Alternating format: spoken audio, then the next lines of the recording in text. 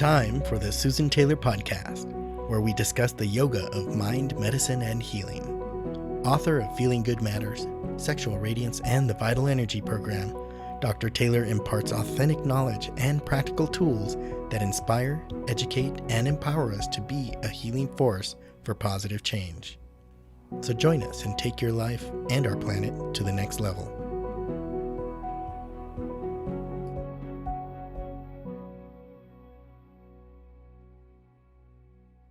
Did you ever wonder what robs us of our energy? New challenges that may be stressful, poor diet and nutrition, maybe anxious thoughts, or perhaps you have decision fatigue. There are many challenges now that are lowering our baseline energy. I'm Dr. Susan Taylor, and today we're going to talk about the thieves that silently deplete our energy and leave us tired and exhausted. We have just participated in what is called the era of great indoor living from 2020 into 2021, and many people are dealing with dominant emotions. These dominant emotions are called tired and exhaustion. The COVID-19 pandemic has really many Americans saying they're more tired than they've ever been before. In fact, 60% of Americans are reporting that their sleep routine during the quarantine had them feeling even more exhausted than they've ever felt in their life.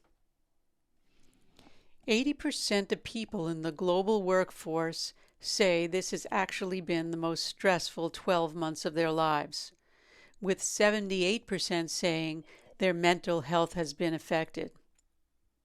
This was a study done by Oracle, the Austin, Texas-based software company. So they did a study and with a Boston-based consulting firm to come up with these numbers. So why is everyone tired and exhausted? Well, let's first look at energy before we turn to some of the advice that I'd like to offer today. As I mentioned in my new book, Return to Radiance, I say that we can modulate our energy of our own organism through our diet, nutrition, breath, and meditation practices. That's because energy is found on all levels, both physical, emotional, psychological, spiritual, and that happens through the foods we eat and the air we breathe, the breath exchange, and even our thought processes. The vibrations that pulse through our body and mind from food that we eat, for example, as well as the food we feed our mind, right, from the thoughts, it influences our total nourishment and the health of our mind and brain. When the energy channels get disrupted or blocked, we become tired and exhausted. So let's get right to it, as I have identified a few energy thieves. There are more to this list, but I just wanted to pick out some top ones that I've been dealing with some of the private clients that I'm working with. And it's very, very useful, hopefully, and you'll be able to pick some, maybe get some tips from this and help yourself if you're experiencing, being tired and exhausted. The first one I come up with is the supercharged beverages. Most people think that they can get energy from a supercharged beverage. I mean, that's what's getting promoted in the media. These are energy thieves when not consumed skillfully. It'll surely give you an energy jolt, as if you'd function, you're on speed for a while. But then when you find yourself coming down, your energy is dissipated, and often your mood really goes down. It's true that you do have energy, but it's not the vital energy that you really need to support your brain and energy systems. So how does this work? Well, the beverage was utilizing the energy reserves, or let's say your energy bandwidth in your body, and it spends them. That's what it does. It just depletes it right away. It leaves the brain fatigued and the mind scattered, causing your system to crave more. When I work with people that have anxiety, just by lifting up the energy, their energy bandwidth, their anxiety starts to lessen. Because we're wired to get anxious if our energy gets depleted. So it's not just a mental condition. It's based on the mind-body complex. And I'm not saying you can't enjoy a cup of coffee, but you have to know really how to do it. And you also have to know your constitution and the reaction that your constitution will create for that. And then you adjust accordingly. So the first one was the supercharged beverages. And that's pretty much everybody's depending on them right now. So I thought I'd bring that up as number one. The next one is blood sugar imbalance. What you eat or don't eat can affect your energy baseline. Not eating enough or eating foods that are not nutritious can cause exhaustion. If you eat foods that cause spikes in your blood sugar, as soon as those sugar levels drop, you feel drained. And that's just, it kind of goes with the first one that I did with those supercharged beverages. This spike in blood sugar levels, and the subsequent fall, of course, can make you feel tired and exhausted. Craving quick energy, you instinctively reach for another serving of those refined carbs, and it leads to a vicious cycle. Several studies actually have found that minimizing sugar and processed carbs at meals and snacks leads to greater energy levels. So to combat this, we want to eat a balanced diet, and that means something different to everyone. I can't get into detail here, but what's really being touted out on the internet now has a lot of non-truisms, let me say it that way. Because we do need regularity since the body operates best with a systematic approach. And of course, I'm sounding contradictory to the people that are touting skip meals, don't let your body get used to a routine, intermittent fasting here and starvation. That is not healthy for the actual synchronicity of the mind-body-brain complex. And that's why I incorporated in all my books, even in Return to Radiance, I bring it up again, the overnight fast. That is my foundation stone for any nutritional protocol. The body wants a system, so does the mind. So that, because you need stability, you need to have stability. A diet complete, we know, with fruits, vegetables, whole grains, and protein, taken at the right times, keeps blood sugar in balance. Now, for those of you that are out there on the keto, you might be saying we don't need whole grains. And I would say, I'd have to say that that's not true. Need is an interesting word, but grains are very good to push carbon through the Krebs cycle from a biochemical perspective. But avoid or limit junk foods, foods that are high in sugar and high in fat. So we really want a balanced diet. Again, it depends. If you have gluten sensitivity or casein sensitivity, you will have to adjust. You don't want to be eating flour products or grains. You have to be very careful. But everyone's individual, so I don't want to really go into specifics here. The third is vitamin and mineral deficiency. Well, minerals serve to support muscles and enzymes in the body. They're metalloenzymes, a lot of them, and they really work in making other mechanisms work. One of the most common deficiencies that cause exhaustion is iron deficiency anemia, and it's a common cause of fatigue in women. Our red blood cells carry oxygen through the body, and iron is a main component of these cells. So without enough iron, your body may be getting the oxygen or may not be getting the oxygen that it needs for the energy. Women who experience heavy menstrual cycles or are pregnant may be at a higher risk, but you check with your practitioner for that. You might want to be tested. If you're anemic due to iron deficiency, though, you may be able to replenish your body's iron through diet. Iron-rich foods like meats, beans, tofu, potatoes, broccoli, nuts, even iron-rich cereals. Again, I'm being very general here.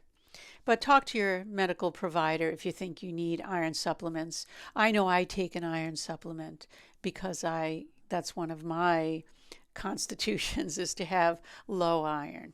But this is only one example of a mineral deficiency because there are many others. So it's really important to eat skillfully and have sufficient mineral intake. Even if you think that you're getting sufficient minerals, I always say you may need to take a supplement, nothing elaborate, because our soils are so depleted in the most essential minerals in many, many cases. The fourth I came up with is improper breathing, and this is not new to many of you who have been with me for these years, because I always speak about breathing in all our meditation trainings. And I would say, have you ever noticed how drained you feel when your breathing gets agitated? Or when you go into a relaxation technique, when we do restorative practices with diaphragmatic breathing, you feel refreshed. Well, that's because our energy is tied to how we breathe. Shallow breathing or pauses in our breath, as well as irregular breathing cycles, actually disrupt our energy flow. If you become aware of your breathing patterns and are able to work with your body in coordination with breathing, you actually can find areas where there are blockages. I say when we do retreats or we do trainings, I always say, use your body as feedback, because as we do, say, a relaxation practice where we move through the body, wherever you have discomfort or pain, or maybe even doze off and go to sleep, many times there might be a disruption of energy flow in that place. Movement of airflow in the body does affect the way in which our energy is supplied to the body and brain. It makes sense, right? And in this way, it influences our emotions, our mind, our physical body. Keep in mind, energy is tied very closely to our breath and breathing cadence. The fifth is lack of movement. Inactivity could be the root cause of being tired and exhausted. And one of the most common reasons that people don't exercise is because they're too tired. However, just a walk after dinner can boost energy. Once you push yourself away from the table, that is, or food. Being sedentary can lead to being tired and exhausted, and I just mentioned that, even in healthy people, though, as well as those that have health problems. So, if we become more active, we can actually increase our energy levels. And to boost your energy levels, we need to replace our sedentary behaviors with active ones. For example, stand up rather than sit down whenever it's possible. Take the stairs instead of the elevator. That's when we used to be able to go into buildings. Or walk instead of driving short distances. I know that if I have to go get something at the grocery store, and if it's a small shop, I'll take my bike, because it allows me to move my body, because many of us are at the computer. We're at the computer quite a bit and we're sitting down. So keep that in mind. And the sixth I put on this list is probably the most potent of it all, and that's negativity. As you may imagine, repeating negative, all or nothing thoughts constantly can drain your energy during the day. Think of thoughts like an app running on your digital device. In the case, it's your mind we're talking about. And if you keep the app running, it will drain your battery. This is the same with negative thoughts, meaning worry, anger, fear, frustration. Any of these thoughts that just keep ruminating are draining our battery. And even if you do nothing else all day, if you're sitting at a poolside, for example, or you're sitting on the beach, if these thoughts are running, you are going to drain your battery. Because this app runs. And if you've had this, a phone, you can see those apps that are draining the battery. It's the same principle. But we can silence the app. And we could silence it and think that it's not running, but it's still running in the background. And you don't even know until, how do you know? Your emotions change, or you have depleted energy. And that's what really clues you in. You're wondering, gosh, why do I feel sad all of a sudden? And it's okay to feel sad. I'm not saying don't, but you want to see what's really running in the mind in that app. The same goes when we try to fall asleep at night. For many, the moment of just lying down in bed sometimes can open a floodgate, of thoughts, negative, obsessive thoughts coming into the mind, which causes tossing and turning all night and exhaustion the following day. And I'm going to say this, give your mind a break and learn to meditate. Start with breathing in balance and then learn a skillful, systematic way. You have to learn how to meditate skillfully in a systematic way.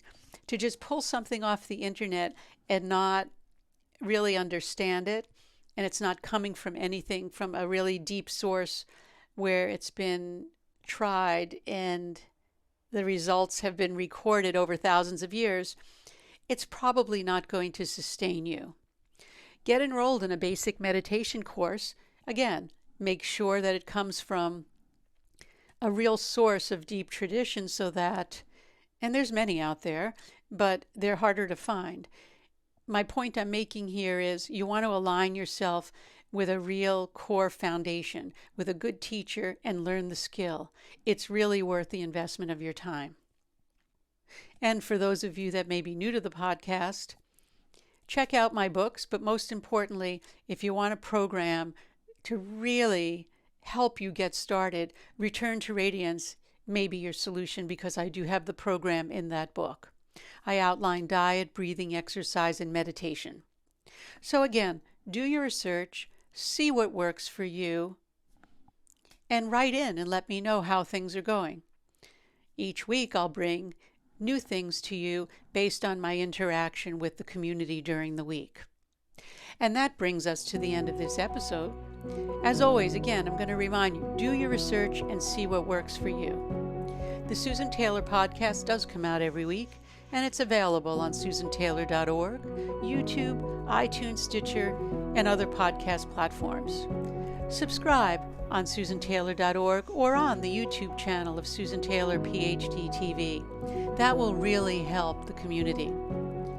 And please keep in mind, if you like this podcast, share it on the YouTube channel or on the website susantaylor.org. For more information and contact us with any questions, go to susantaylor.org. I would love to hear from all of you. And thanks again for listening. And until next time, remain calm, consciously aware, living in the moment.